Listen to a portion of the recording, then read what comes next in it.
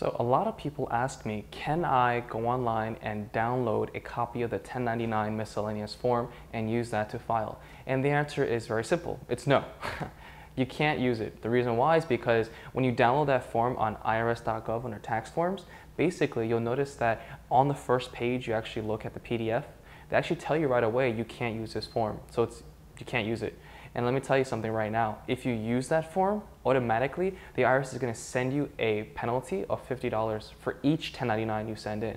So really be careful that you don't send that in because you can't use it. So you're going to ask yourself, why can't I use the 1099 form that the IRS has on their website? It's a good question. Basically, the simple answer is it's complicated. So you may not realize this, but when you get a 1099, there's two ways of doing it. The first way is on paper, traditionally, and the other way is online through software, through e-filing, right?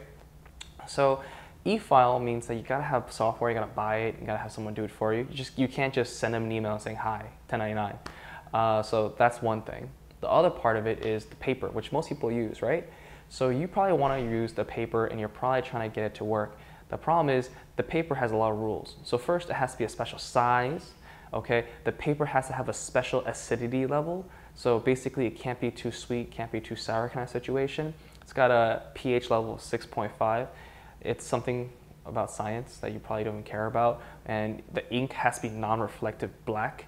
And as a CPA, trust me when I tell you, an attorney, this is not something you want to do because I've printed out so many 1099s and every time you put that piece of paper in, because when you get a copy of it from the store or the IRS, it's actually one of those carbon pieces of paper, like the ones when you write and everything on the back pages, also copies of it. So what that means is really simple. You print it out and it jams the hell out of your computer. So congratulations. That's why printing 1099s again gets annoying. So if you do it, I suggest you just write it in hand or you get a really good printer because it's really annoying, it jams all the time. Mainly because the pieces of paper come apart and all these other crazy things. So that's why you can't download a form on the IRS website and then just use it because it's not okay. You may hear people say, oh, don't worry, you can use it on PDF, print it out and send it in. No, that's a penalty of $50 right away, guaranteed, promise.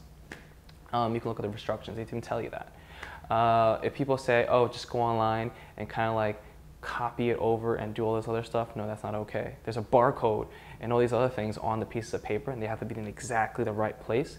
So if you use the wrong paper, they know and it's pretty clear, all right? So do not go online and print out a 1099 form and then just send that right in because you're gonna get hurt. So don't do that to yourself, okay?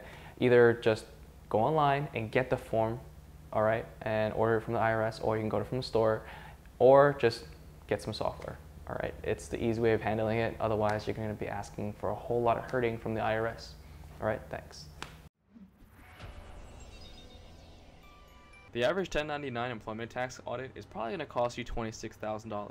It's a lot of money for a small business. So stop worrying about things that don't matter, like incorporating. Don't incorporate in Delaware, and definitely don't incorporate in Nevada. Take care of the important things, like your employment taxes. Messing it up means that you're going to be personally on the hook every time. So check out our free employment tax guide and see what it works.